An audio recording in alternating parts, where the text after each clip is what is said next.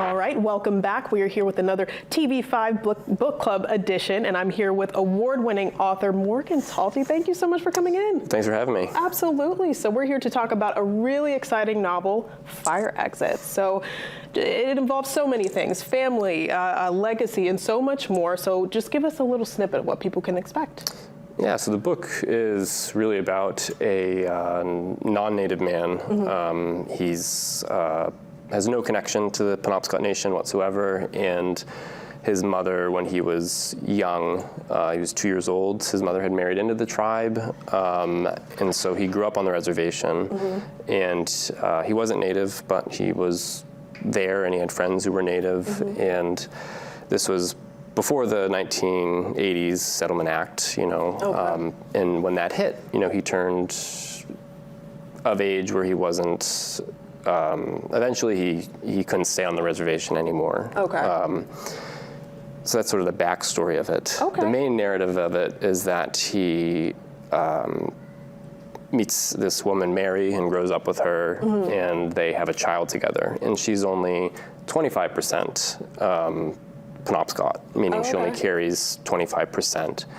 And since Charles, who is the protagonist of this book, is a non-native, has no Indian blood whatsoever in him, mm-hmm. that means the child is a descendant and can't be enrolled in the tribe. Because the federal government imposes, or tribes set the standard for eligibility and membership and citizenship. And so what Mary does is she lies and pretends the child belongs to another man, a native man. So the child, Elizabeth, could be a citizen of the Penobscot Nation. And Charles, just by pure coincidence, ended up living across the river and watched his child grow up her entire life. Oh, wow. And eventually it got to the point where the opening line of the novel reads, "I wanted the girl to know the truth." So he's come to be like, I want to tell her this story and all the stories that belong to her, even though it might jeopardize who she is and what she's like known. Yeah, like what her identity is, right, based solely on math, mm-hmm. which is not a thing we see anywhere else. Right, yeah. Exactly. So wow, very in-depth, very interesting storyline. What inspired you to write something like this? I just like writing stories in general, but this one in particular was really inspired from my undergrad experience at Dartmouth College, studying and looking at federal Indian law, mm-hmm. and Louise Erdrich's The Roundhouse, mm-hmm. Which focuses on the huge rate of violence against Native women. And her book was in conversation, or the inciting incident came from a legal decision, mm-hmm.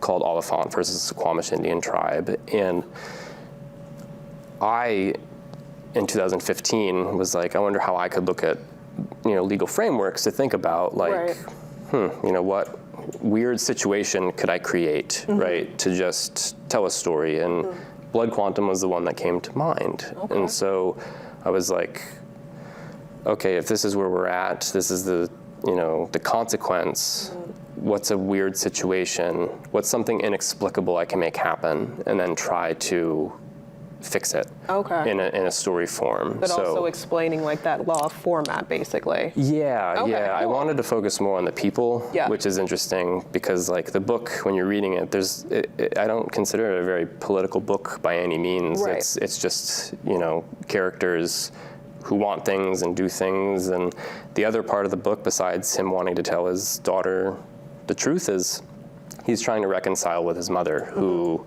blames him for her husband's death and who he considers his father, or was his father. Okay, so. Wow. Well, we will have all of that information on the website and places for you to go and purchase the book. At the Briar Patch, you can get a special signed book, so that is his website right there. Thank you so much, Morgan, for Thank you.